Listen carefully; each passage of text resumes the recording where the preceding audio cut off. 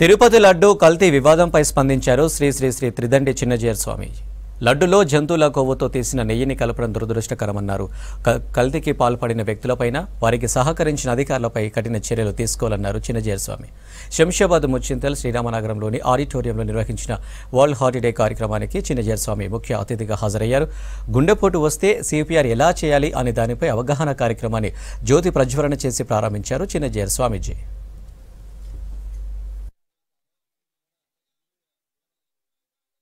మనిషికి జబ్బు కాదు నిజమైనటువంటి ప్రమాదం. జబ్బు వచ్చింది అనే ఆలోచన వచ్చిందంటే అది ప్రమాదం.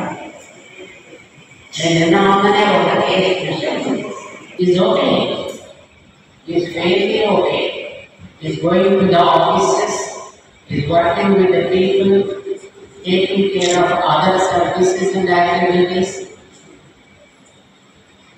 Nothing wrong with him till he visited a doctor. When he was on a TM, then they said, "Oh, there is some kind of abnormality," and then immediately he went to the hospital. They checked him and they said, "Oh, 95% of block is there in one. 80% of block is there in another one." This is what was informed to him. అయ్యా మీకు ఒక గొట్టంలో 90% మూసుకుందండి, ఇంకో గొట్టంలో 80% మూసుకుంది. ఆయన బాగున్నా అని అనుకుంటున్నాడు కానీ లోపల టెన్షన్ రాదు.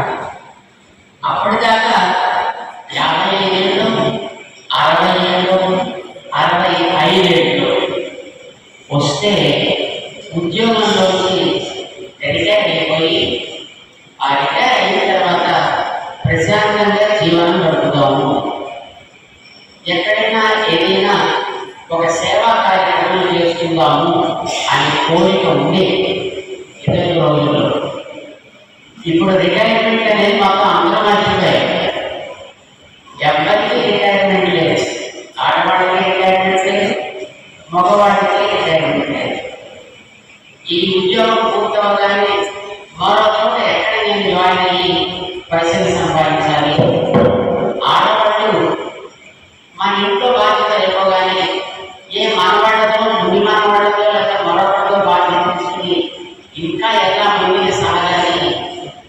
ఇదే ఈ రోజుల్లో జరిగేటటువంటి విధానం. దాంతో మనిషిలో టెన్షన్, ఉత్కంఠ, ఉద్వేగం ఇవి పెరిగిపోయి